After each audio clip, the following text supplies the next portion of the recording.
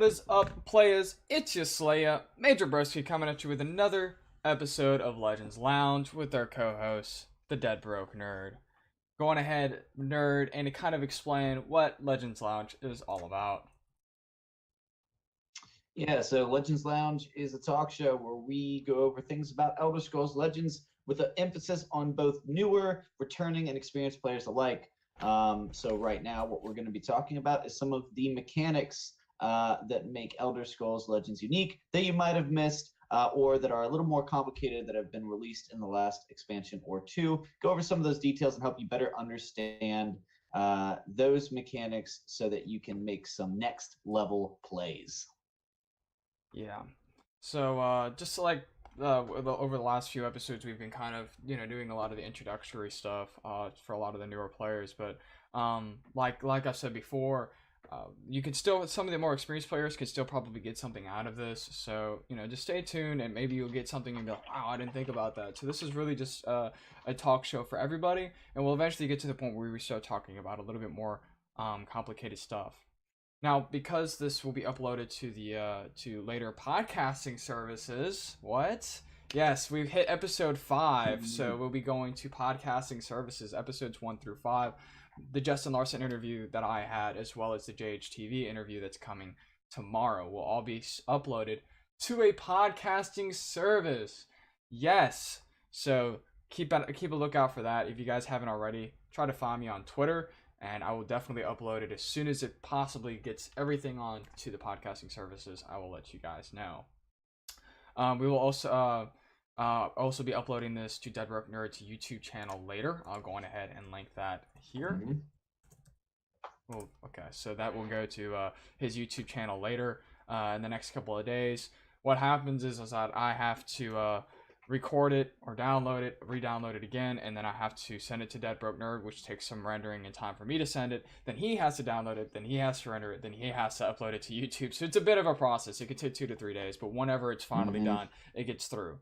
Now, to conserve time, we'll try to hold off question and answers until the end of the show. Not only to conserve time, but also to for the listeners that are either lurking now, or for the listeners on the podcast and YouTube for later. So, with that being said, let's go on ahead and move over to the news segment. First news is the monthly card, Frenzied Alit. What are your thoughts on Frenzied Alit? Well, we wanted to sort of mention this card because now it's 5 days, I guess, with this card in our collections now, and just sort of go over some impressions. A lot of people are experimenting with it early on, trying to make the self-damage warrior work. Still not working. It's kind of hard to justify in Warrior, considering Warrior has such a strong aggressive archetype already. But I think a lot of people, and Major Brisk, you know a little bit more about this even than I do. I haven't been playing with it too much.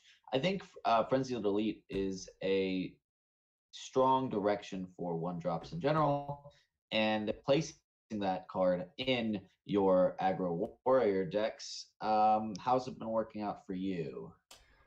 Just like so, when it first got announced, I spoke negatively on it, and I want to take that back because it adds value to 1-drops. I do want to say that before I talk about like how it's added, to my decks and how well it's worked for me. So, what I want to say is, hey, for mono red decks, we have never ever had a something that has 3 health, something greater than 2 health, right? That could also do damage. You could argue that there are other cards out there that are in the neutral set, such as Word Wall, that has 4 health, but it fails to do damage.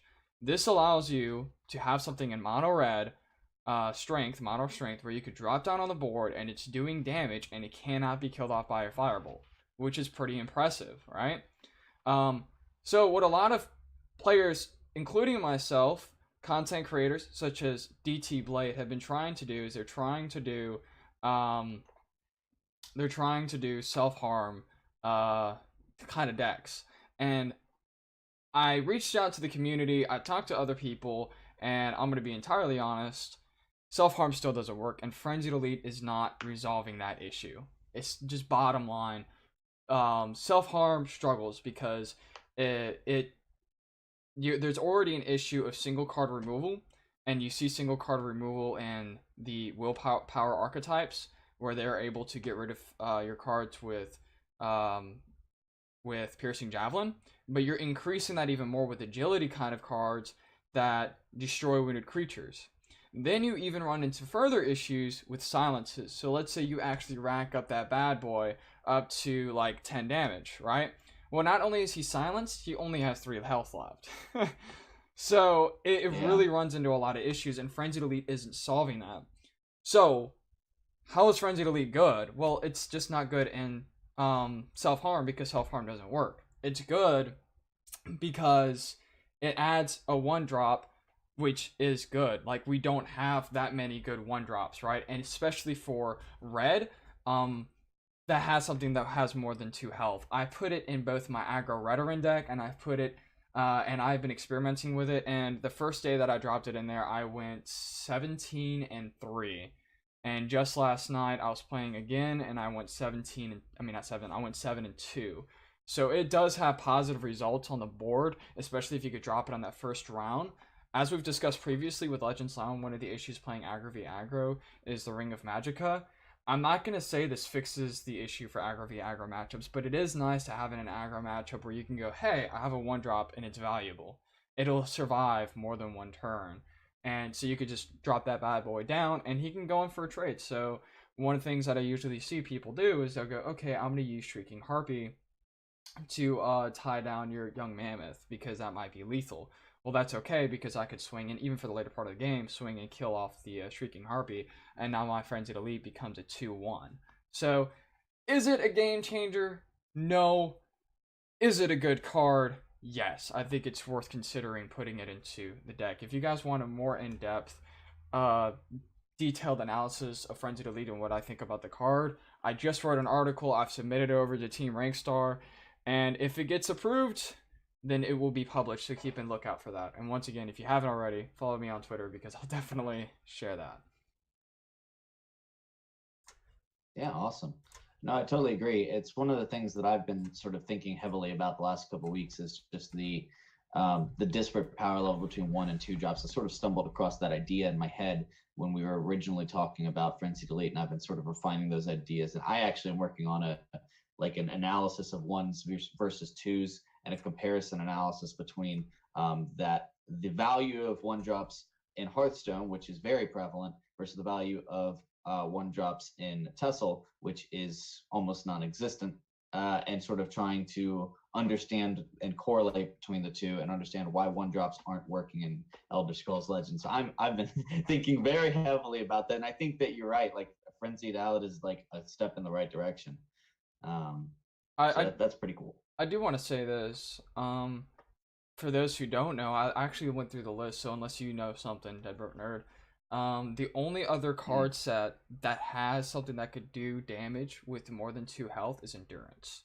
You have the Encumbered Traveler that does 2/3, but after attacks it gets shackled. And they also have the Werewolf card that's in a 1 drop, that is a 1/3, and then once it gets its beast form, it gets +1/+1. Those are the only other cards. Ooh, boy, we lost them. That is not good. Oh, technical difficulties. Ice checking.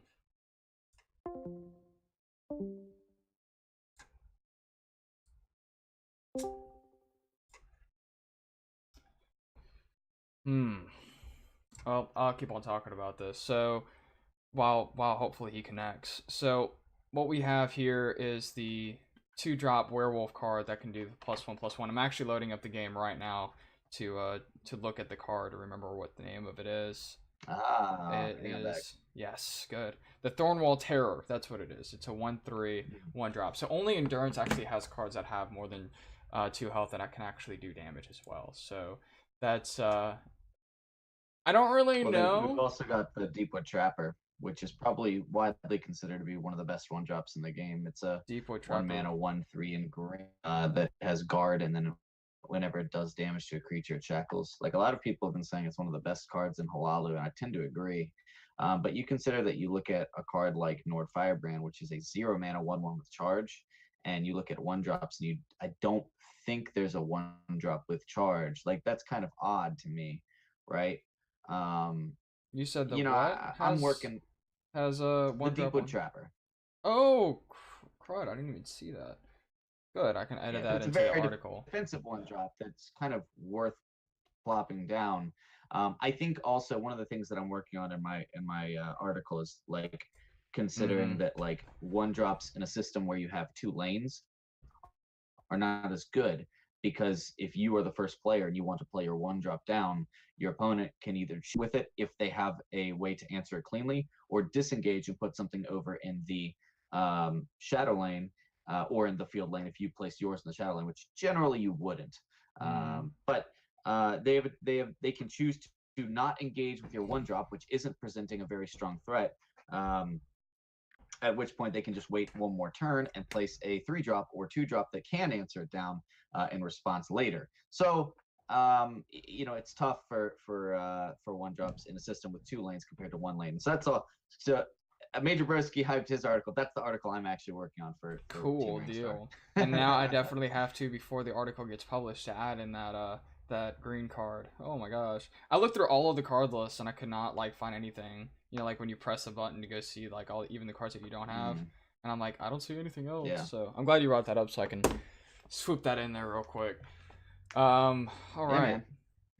So let's go on ahead and move on to the next thing. Warp meta of number 42.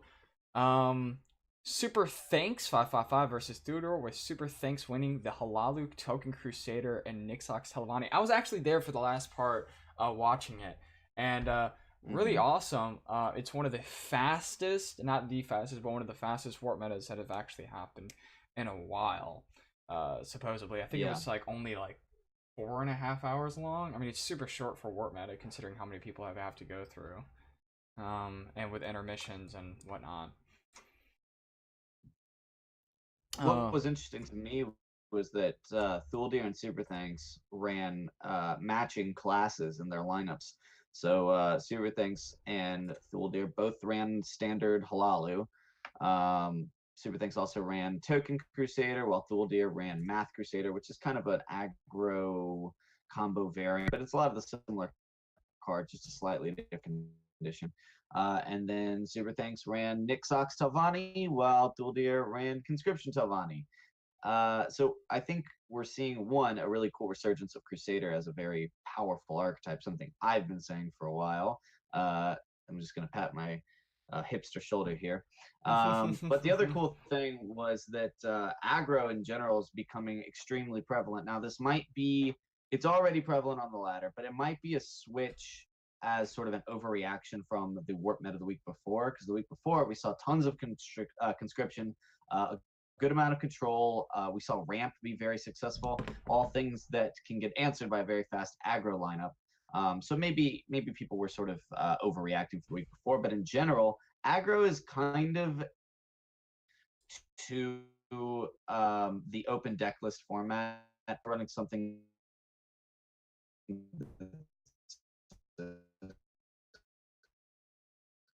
extreme surprise.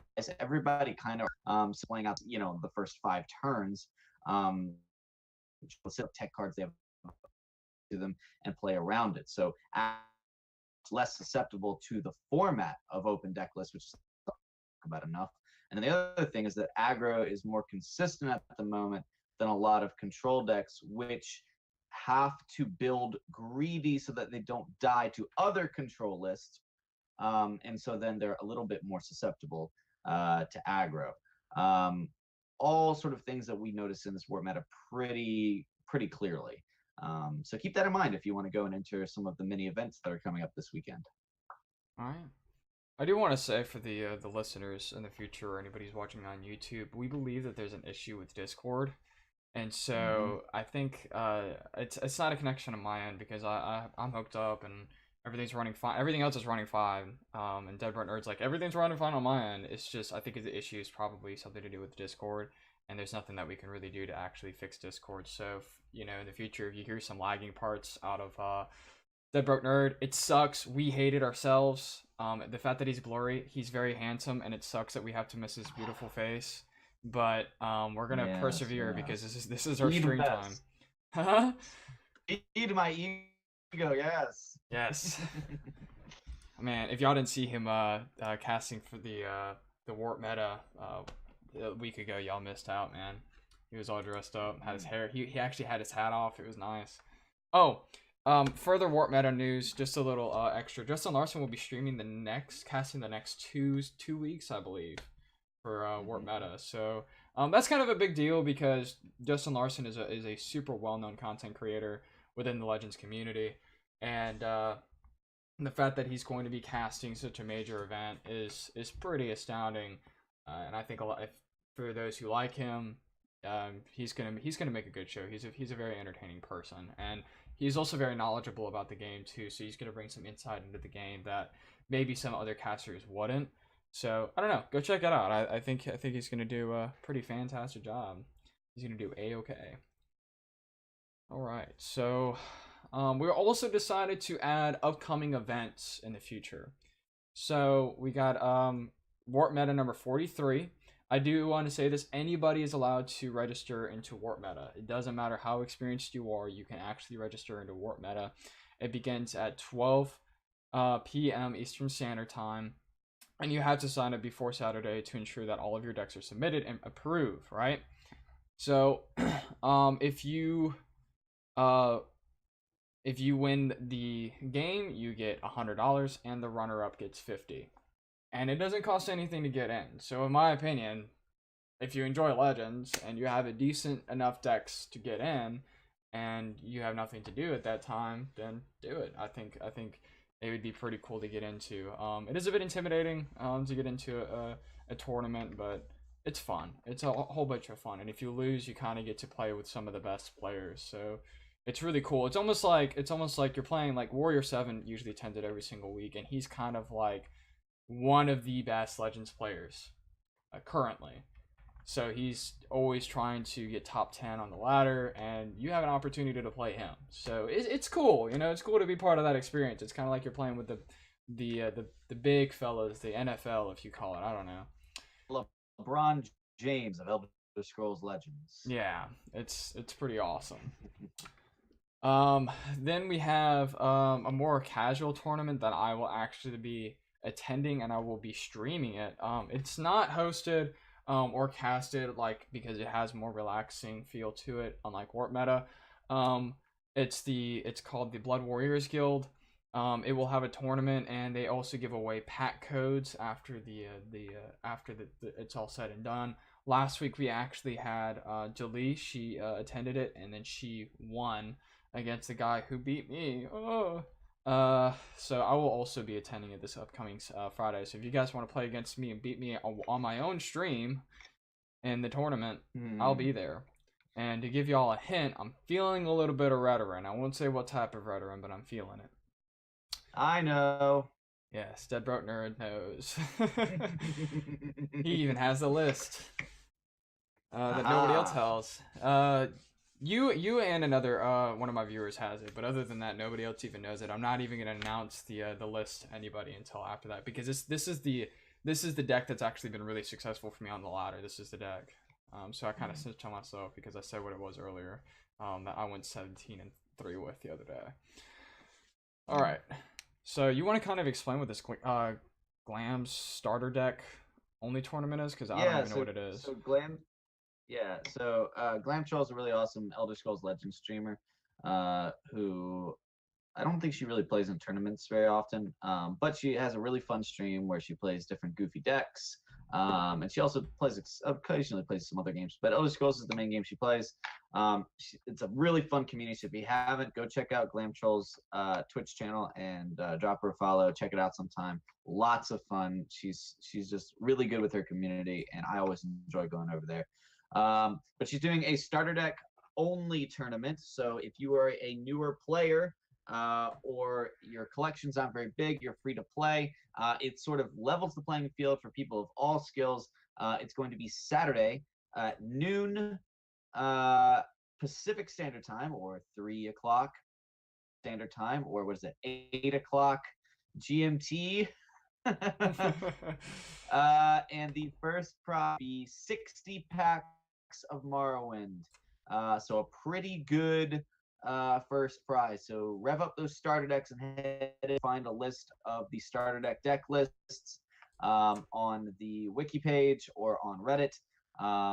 You can go over to Glam Troll's Twitter or Discord or even her Twitch page, and I believe that you'll be able to find a link to her Discord and to the Battlefy. If you go to Battlefy actually right now, you'll find the Elder Scrolls Legends Tournament, and it's one of the 2 or 3 that's posted up there. The rest of there will be prizes for other people, including legendaries, event tickets, packs, Steam gift cards, and some of those things will be in giveaways during chat because Glam Troll is going to be streaming it. So go check that out. I am hopefully going to get to play in it at least the first couple rounds before I have to go to work. Just screw around with some cool starter decks. So it should be a fun event. Anyone can enter. There's no fee to enter or anything. It's just a fun thing for the community to do and spread the love of Elder Scrolls Legends. So go check that out. All right. I did not know about that myself. Okay, secretly I knew about it before the stream. He told me, but I didn't know. I didn't know until today. All right, so it's pretty cool, and I think you guys should check it out. Okay, so let's go ahead and move into the main part of the stream. Today we're gonna kind of go through this very fastly because we're gonna be talking about just the not keywords, but the what are they called? Did I lose him again? Oh boy. Okay.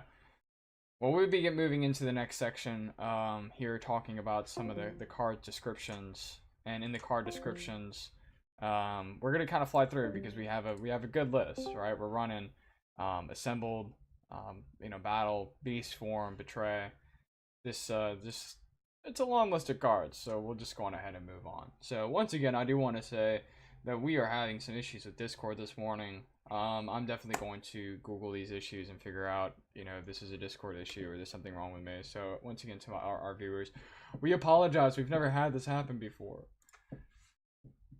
So yeah, what are these things called? They're not keywords. What are they called? In most games, but I guess themed mechanics is the best thing I can say. They're bolded effects. Okay.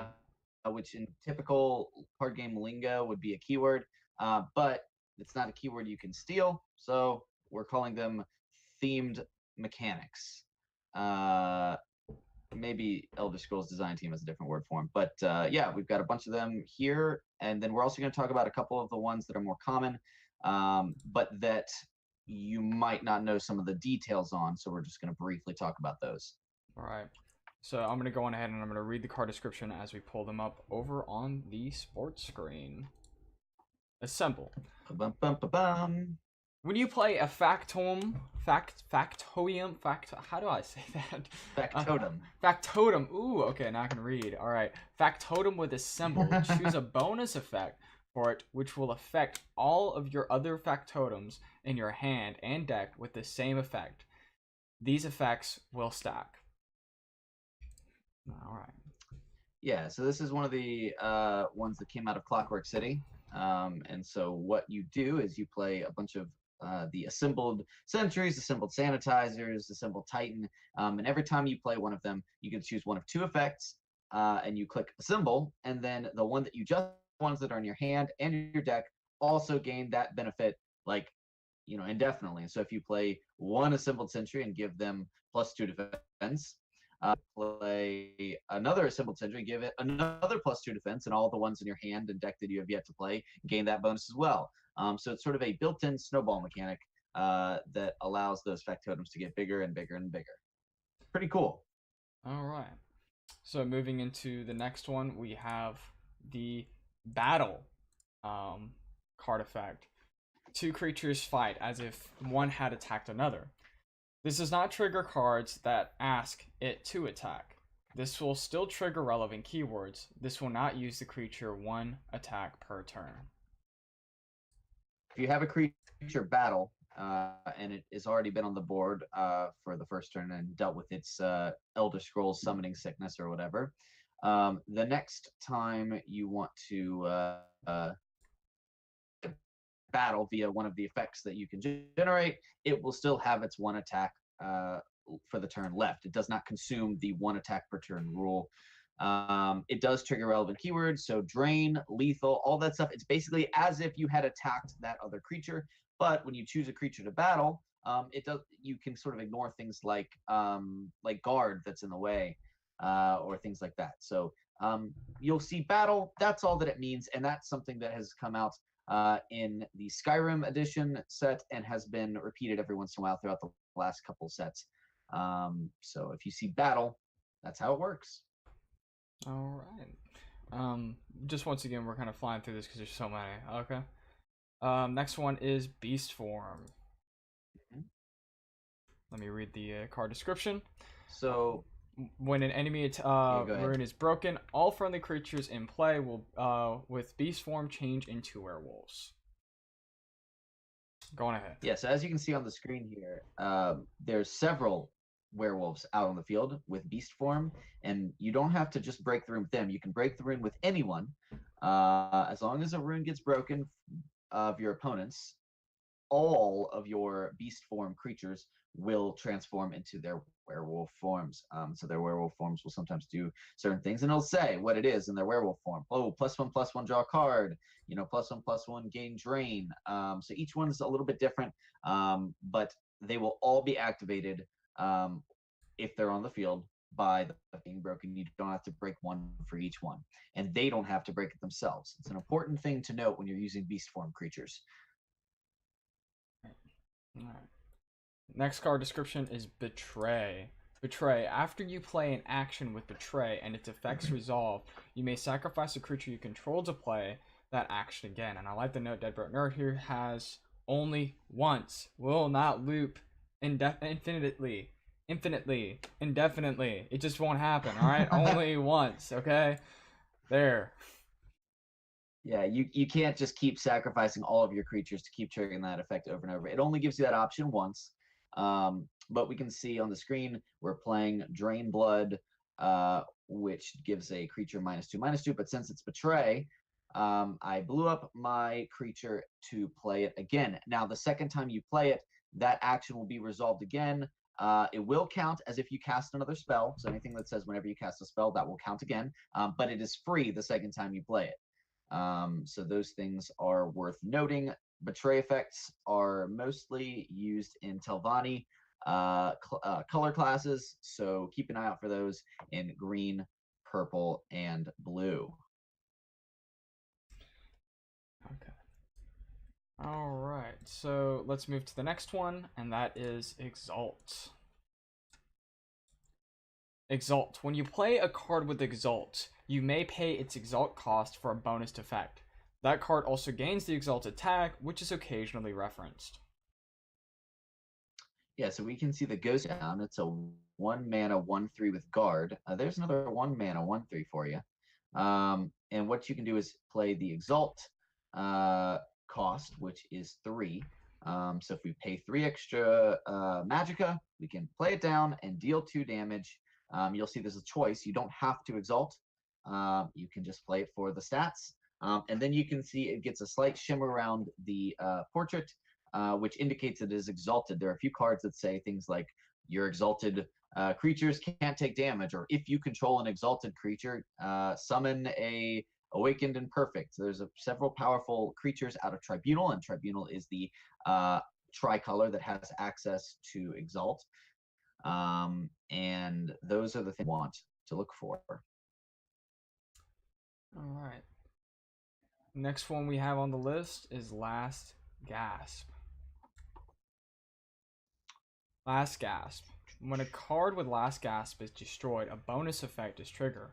Overflow lanes to trigger Last Gasp. Yeah, so that's just a note. You don't have to do that, but anytime a creature with Last Gasp dies, you get the effect.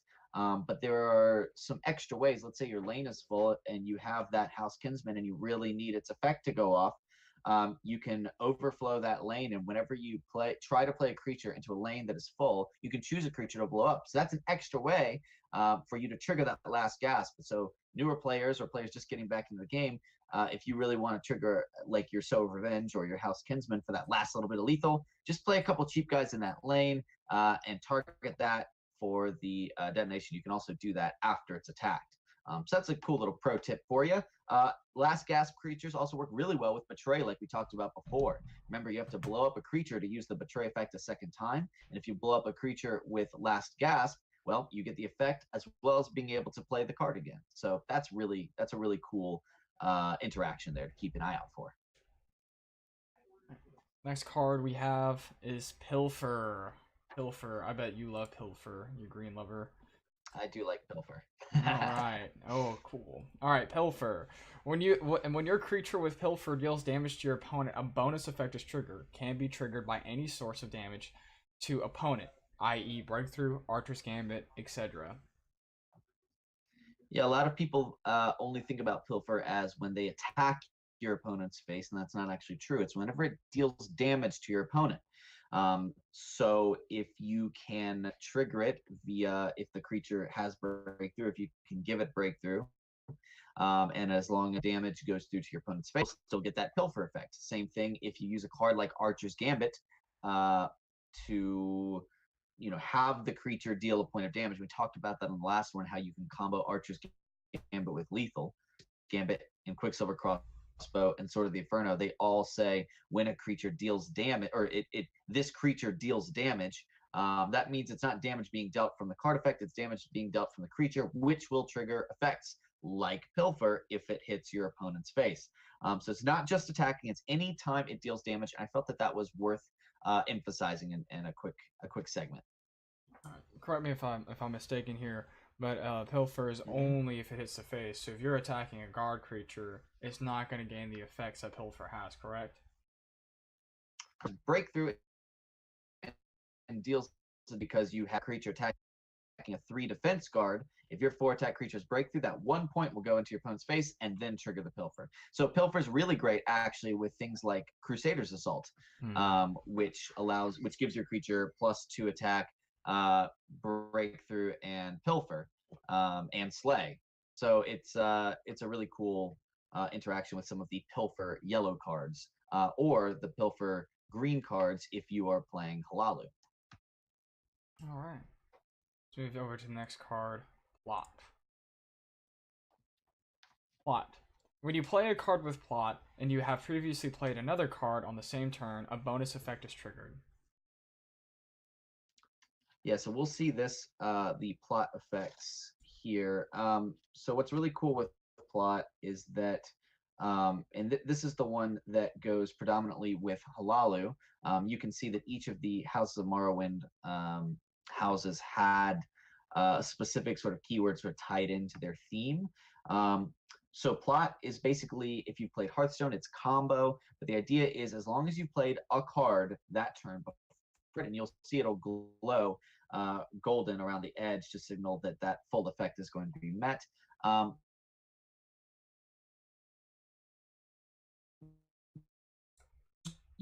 The knee, and now that I played any card, we just lost you for a second. You're gonna have to repeat yourself. Okay. What you can see is that it's the first time it is not highlighted, so that means that the effect would not happen if I just play the Stern Pawnbroker. But once I play Arrow to the Knee first, that now turns on all Plot cards in my hand for the rest of the turn. So I play the first Stern Pawnbroker, get the effect. I can play the second Pawnbroker, still get the effect. As long as you played one card, all of your Plots are going to be active for the rest of the turn. So that's really important, and you won't get that effect if you just played it blank. So keep that in mind. All right. Let's move to the next one, and that will be Shackle. Shackle. A shackle creature misses all its attacks on the next turn. Slightly wrong phrasing on Wiki can be removed with silence, allowing the creature to attack. So Shackle is it's good. I like Shackle. Shackle is probably one of the better ones out of this set. What are your thoughts? Well, yeah, Shackle's been around. I mean, and people probably don't need to know how to use Shackle. I mean, it's on a lot of the staple cards out there. But one of the things that I noticed was that on the wiki, hasn't probably been updated on Shackle for a long time. It says it misses its next attack. Apparently, Shackle will miss all of its attacks on the next turn. So that phrasing is technically incorrect, and even in the game client, it says that unless that's been patched, so something that would give you an extra attack like Swift Strike or something would not work. You wouldn't be able to remove the first attack by playing Swift Strike and granting it an extra attack. Granting it extra attacks does not do the trick. So it's just a little bit of a confusing point there. So something like if you raged with a shackled Child of Hearsing, which whenever it slays, it gets you. You still wouldn't be able to.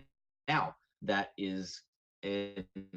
can be removed with silence. If you silence your own creature or silence an opponent's creature that you just shackled, keep this in mind, guys. I've done this before. It makes you feel really dumb. Then it will remove the shackle, allowing the creature to attack.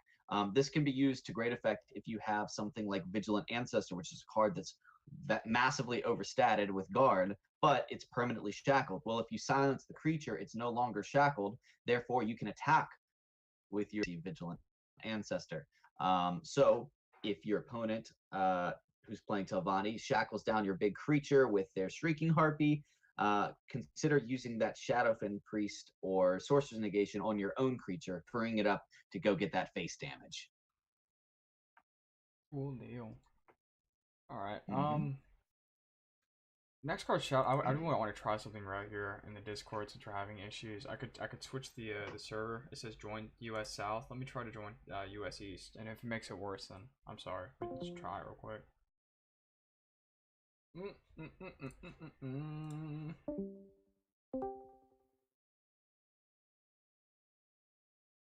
Connecting.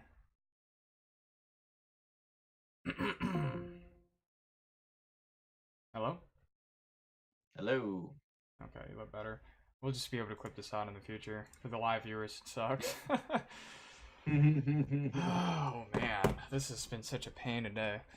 Alright, moving on to the next one, right? We have Shout. Let's move it on. Move it on up. Shout. Alright. Shout. Shouts have 3 levels, which wherever you play, a copy is increased for the rest of the game. Even if you find a way to generate more than the initial 3 copies that can be played in your deck. So I just kind of wanted to include that last. I felt that the was left much to be desired. So once you have played a copy of a shout, all of the other shouts in your hand, in your deck, and any shouts that you would have for the rest of the game are moved up to the next level, and it caps at level 3. So as you can see in this video, I play a Fire Breath at level 1. It deals 2 damage to the Restless Templar, and then it gets increased. You can see in effect like these upward arrows over top of the card art, and then all of a sudden the next Fire Breath is at level 2, so it deals 4 damage to a creature. Now, if I played that Fire Breath and dealt 4 damage, it would upgrade to the 3rd level, which I believe does 8 damage or 7 damage to a creature. But later on in the game, if I somehow had a random effect generation, let's say Parthenax, which puts 3 random shouts into your hand, if I pulled a 4th Fire Breath with Parthenax, that card, although it was not in my hand, would also be upgraded to level 3. So that's an important thing to note. That's partly why Parthenax loop decks are good. So that's pretty much it. I just felt like that literally needed to be clarified because the wiki was not very good about that. All right. Move on to the next one. We have Silence. Ooh, Silence is fun. Silence destroys the target creature's item, removes stats, stat mods, keywords, and abilities, including guard and cover. Very, very powerful effect. It's sparse in the game for good reason, because it is basically the next best thing to killing a creature. It removes all abilities. It removes all current modifiers. It removes all modifiers. So let's say if you played a Morkel Gatekeeper and gave a creature +2 attack, it removes the keyword. So like we see on the screen, it removed guard from that Farron Defender. It would also destroy items. So those items, it doesn't remove those items from the game. those items go to the discard if you're going to be playing against an item-based deck that will recur their items with Master of Arms or Excavate or something like that. The other thing that's important to note is that it does not remove ongoing modifiers. So if you silence a creature, it will remove all those buffs and keywords and stuff, but anything that is being added to it from, say, like a Divine Fervor it's constantly checking to constantly add that +1. So that benefit will still reach the creature that is silenced. After a creature is silenced, although it has that big X through the text, you can then add more items or give it keywords back. It's not a permanent status. It only silences what is on it at the time of the silence. You can then add stuff after it. All right. And I've made the mistake before. There's a card called oh, what's the name of the card? It's a red card. It's the 1-drop that gives you creature silence and +2/+0. And I've tried to stack it before. It's so embarrassing because it silences it doesn't work. Yeah, it silences it as well. So just be very conscientious. Even if you're even trying to silence your own creatures or even enemy creatures, just know that silence means all of the effects that you had on it previously, they're gone. So that's just something that you can make a mistake on by trying to stack up a silence on your own creature, because there's a red card that gives it +2/+0 with silence. But guess what? If you can't use 2 of those cards, silence, and then use it again, and then guess what? Now, instead of you having the +4, you only have +2 because it silenced the other +2 effect. So take that into consideration. Right, let's move into the next one. We have Slay. Ooh, Slay. Slay has been seeing some play advantage on the ladder lately since last season.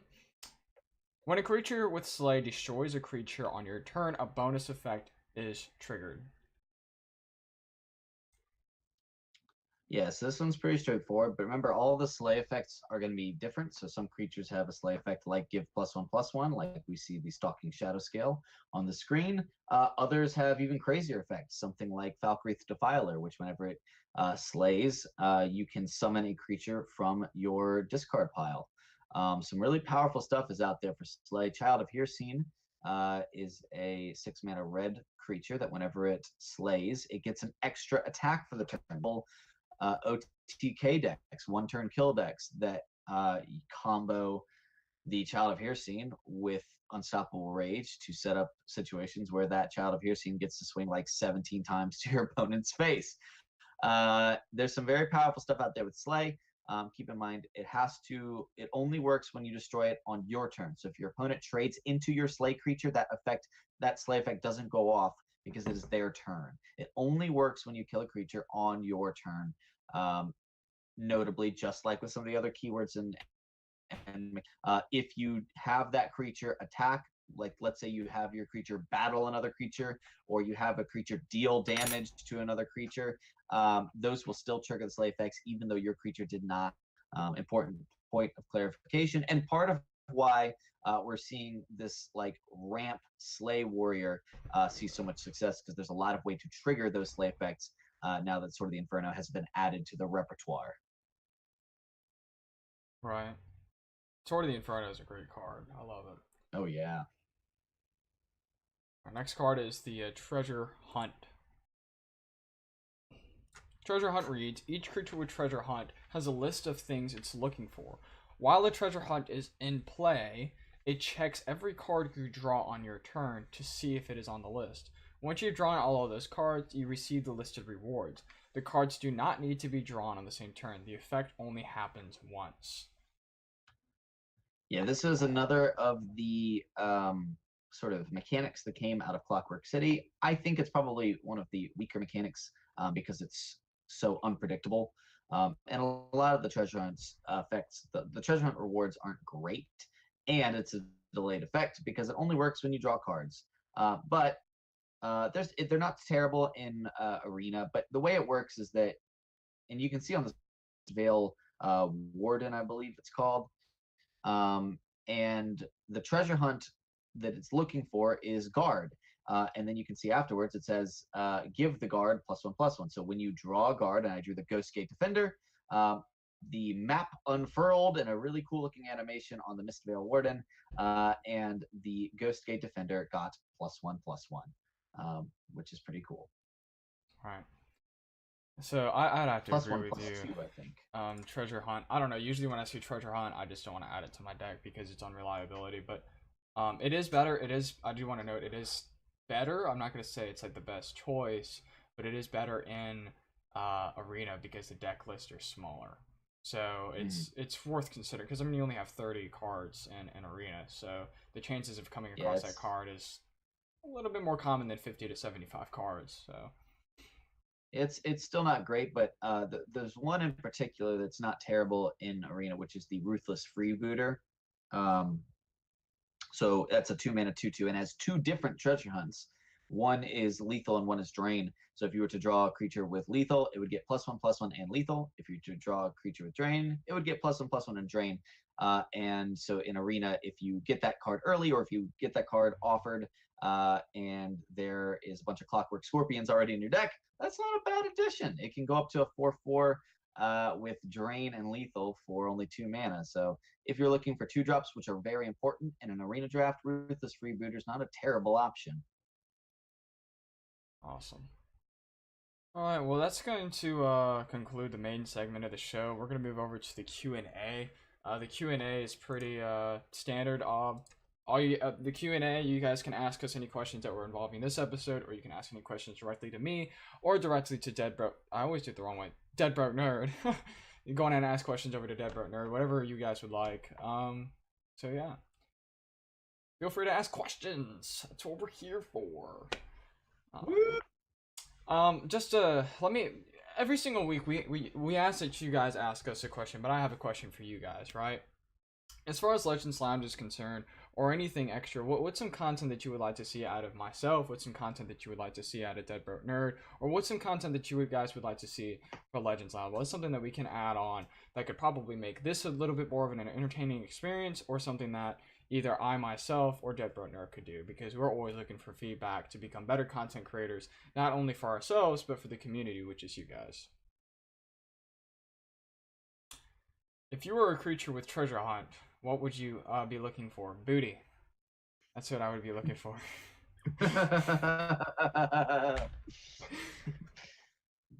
Oh man, I don't even know how to approach that question.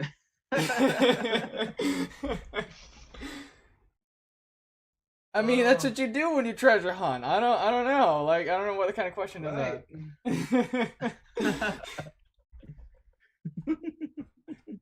That's pretty fun. I do wish treasure hunt was a little bit better. It's unfortunate because it's a neat concept. It's just, I think the rewards on the treasure hunts are just not powerful enough. I think they sort of were concerned that it would be too strong.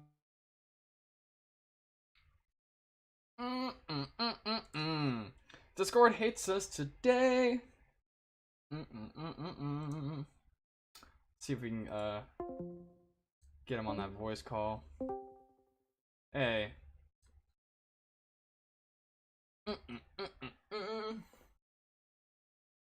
Discord hates us today. Doesn't want to work, it doesn't like Legends Lounge. But guess what, we're gonna still give it to y'all anyways. Look at that buffering screen. Oh no, we disconnected again.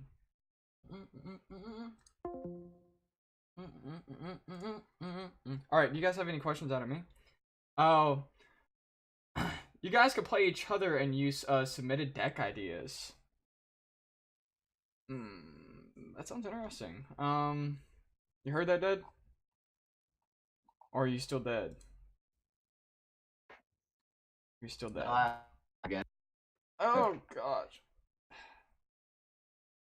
Remind me to call Discord, and you know I just started paying for Classic Nitro, by the way, guys, which is $4.99 a month, so I can use a Giphy. It's like the cheesiest thing to pay for. It's like universal emotes, which means if I can use one emote from one server into another, and then I can make my profile picture a GIF. So I'm paying $4.99 for that. That is the cheesiest thing. There are open forums that are free that allow me to do that, but I'm paying to use it in Discord Nitro because I just use Discord so much. And this morning we're having issues with Discord. So where's my money going? I just want to know, okay? I just need to know Yeah. this. It's normally Discord's not a big problem. I don't know. Maybe they're having issues. EOS tags. I don't know, man. I should look it up. All right, so Sir Mr. Clean, he said you guys could play each other with user submitted deck ideas. Okay. I mean, I'm down for that. I'm down to lose anytime against Dead Bro Nerd. That's fine. No, It'd be fun. Yeah, it would definitely be fun. So we can I like that What's idea. interesting is that there's a Hearthstone group of some of the top players and content creators that get together once a week. They discuss meta stuff. They do kind of similar. They don't really do like teaching like we do, but they usually end the sort of podcasty segment with a meme face-off, like meme decks face-off. So they'll bring something either experimental or memey and play each other. That could be fun to do. We'll talk more about it. Play after the stream. ideas. Yeah, I like that idea. Let's see. We'll expand upon it after the stream. No, for sure. I love it. Mm-hmm. All right, Wolf asks the next question. Is there something creative like you guys actually going to the kitchen and like baking a sweet roll? Oh, that's funny. That sounds like some Jage level YouTube content there. I'm baffled. Like I'm out of words. I don't. I mean, at least you'd have a delicious snack afterwards. Sweet roll? I don't know, Yeah. dude. Why not? I mean, not anywhere this close to each other, the same place, but could be amusing. I do like what Wolf said is like taking a submitted deck, pimping it up, redesigning the deck list like something that's out of date, or old decks back from the day and adding Isles of Madness cards once it's out. It just depends. Yeah. I think we're already kind of, when we get new cards, I think all players do that. So I mean, I don't have an issue doing that. Like I said earlier during the stream, DT Blade, he's been trying to make a self-ping deck work again with the Frenzied Alit. I don't think he's doing that good of a job. Not to like talk bad on him. He's a good content creator. Yeah, He definitely did good content stuff out. Nah, it's not a burn. It's just self harm sucks. Coming at him, man. Called him out. Dead Bro Nerd's content sucks, and I think that everybody who watches his stuff should go check me out. I have a lot more entertaining content. His videos are so long on YouTube; they're like 30 minutes long. I offer 5 minutes talking about the same card for 3 weeks. I mean, come on. Guys, if you want to hear more about Frenzied Alit, go check out his YouTube video. He's working on a 4th take this week. Drops on Friday. Stay tuned. Yes, absolutely. You're not gonna want to miss it. Oh gosh. Oh wow. We have fun here. Another idea would be putting spotlight on the card art designers. Huh. Oh, idea. I love that idea. These are really awesome ideas. I don't know how we'd get a hold of them, but I'm sure you'd find out how. Who, me? Yeah, probably. Yeah. Got all those connections, right? Yeah, you are so much more of like an outreach guy than I am. I just want to sit down and play cards, but dude, you're all over the networking, man. So I'm sure you could figure it out. Oh yeah, for sure. Installing Elder Scrolls Legends again right now. You've convinced me to give it another shot. I've convinced you to give it another shot. Good. You need to play it. It's better than that crappy Hearthstone game that you've been playing. I don't even know what that game is. I just hear about it from time. Dead Bro Nerve brings it up on the show, and I'm like, what is this? I don't know. Is Hearthstone? Hearthstone. Yeah, you bring it up all the time. Hearthstone. That's because it's a direct influence of Elder Scrolls. So it's a strong comparison point. No, Hearthstone is actually I've never played it myself, but it's okay. It's not Look, I Legends. like Elder Scrolls Legends better than Hearthstone, to be clear. But the thing is it's when you're looking at things that are like you're analyzing things that work in Hearthstone and don't work in Elder Scrolls, it's a good point of comparison to look at and to try to find the origin of problems in Elder Scrolls by seeing what similar issues are or non-issues are in a game that's very similar. And basically, Elder Scrolls is a more complicated, less RNG version of Hearthstone. Like you boil it down, and it's pretty much they have 2 lanes, a prophecy mechanic, and there's not as much RNG, and it's the same game. I mean, let's be real. Like even the stats on the cost are almost the same. So like Elder Scrolls, in my mind, is a more gamers game, but they're a good way to sort of compare and find issues and sort of solve problems by referring back to each other.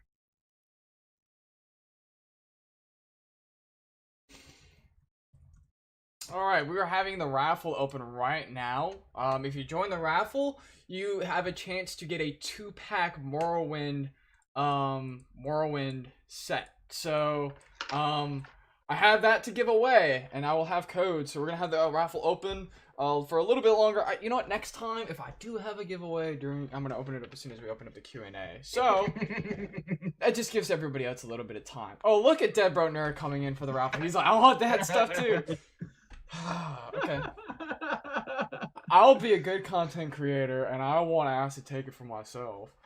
So yeah, so I will go on ahead. Whoever wins the raffle, I will go on ahead and submit it that way. This is only Morrowind. I only have cards for the Morrowind set, so that'll help expand your library with some of the newer cards that you might not have already. And obviously, I won't be getting it. I'm just being facetious and goofy. Yeah, he says that. No, he's gonna take it. And he's not gonna tell y'all. I do think it would be hilarious if it rolls me and then we have to re-roll. I think that'd be super funny. Yeah, that'd be fine. All right. So lore ideas. That's something I totally watch. There's actually a really awesome Discord subreddit who submits an article nearly every single day on the lore of cards. It's so cool. Let me open up the Discord right now to Legends because he submits it over there every single day, so I can give out his name. I would definitely lead you in that direction if you're really into. It's not like a whole lot. It's like not even like a 3-minute read, but it has like a little bit of lore into it. I love it, dude. It's so freaking cool. Articles. Oh boy. If no, Discord needs to open up. There we go. So, articles, and it is Wayne McPain. Yes, Wayne McPain. I love it, dude. Wayne McPain, he releases a new article for the subreddit every day, and he has like little article bits. So one time when he did Green Pact Ambusher, he explained what the Green Pact was. For those of you guys who don't know, the Green Pact was something among the Wood Elves, aka the Bosmer, with the nature, and it was a pact that they made that they would only eat meat and they would protect all of the vegetation life, or like the trees or whatever. So they would not eat vegetables or fruits. They would only eat meat in order to keep this pact with plants. It's interesting. I don't know a lot about the lore, but that's what the Green Pact is, and that's where Green Pact Ambusher comes from. And now you know. Yeah. Pretty cool. All right. I don't know much lore myself either. Yeah, I like lore. Don't get me wrong, but I'll be entirely honest. I don't know. Maybe Dead Partner would be more interested in doing lore segments or talking about stuff, but I just feel like there's so much lore heavy stuff already out there in the YouTube world, especially for the Elder Scrolls Legends. I don't think that's something that we can really add on to, because all Elder Scrolls Legends does is it's just a spin-off of all of the lore and all the games that already exist. So if, for example, they come out with Sheogorath, let's say they come out with a Sheogorath card, right? You can Google Sheogorath, and there'll be a whole wiki page. There will be fan theories. There will be lore videos on that. So I'm not trying to like sidestep you and being like, hey, we don't want to do lore at all. Like, I'll go on ahead and maybe talk about it whenever there's a new card and be like, okay, this is where this comes from, what game. But as far as actually bringing that to have new content, I don't think that brings new content that doesn't already exist.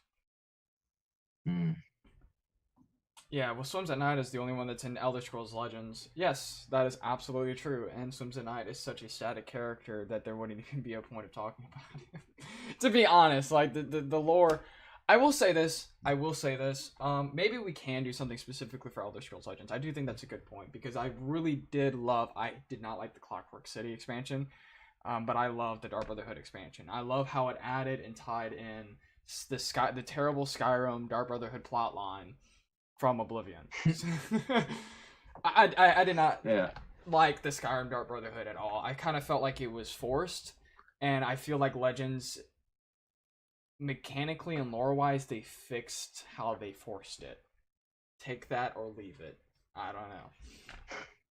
It just Oblivion was so good. As far as like the guilds are concerned, like Dark Brotherhood was the one of the best plot lines in the entire Elder Scrolls series in general.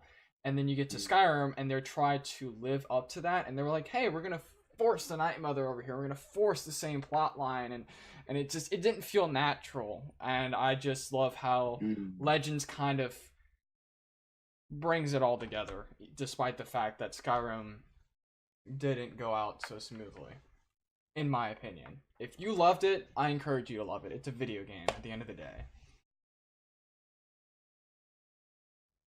Yeah. No, I have very little to add when it comes to lore.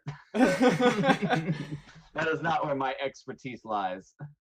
And if you guys want to talk about Mass Effect lore, I'm your guy. No, I'm just playing. I forgot all about it in the years to come. After Mass Effect 3, I didn't even play the new one. I was like, this is such a disappointment.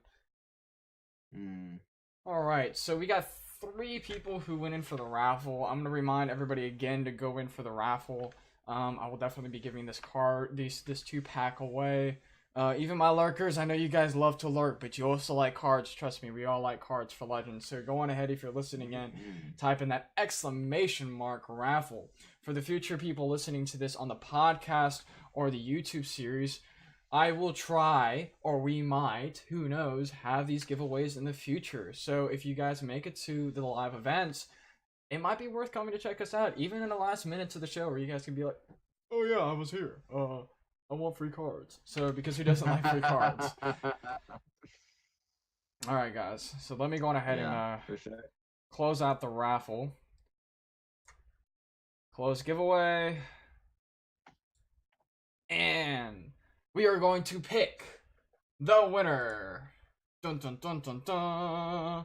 Sir Mr. McLean has won a 2-pack from the 2-pack Morrowind. Yes. So I will go on ahead. I actually know Sir Mr. McLean. He is another fellow streamer.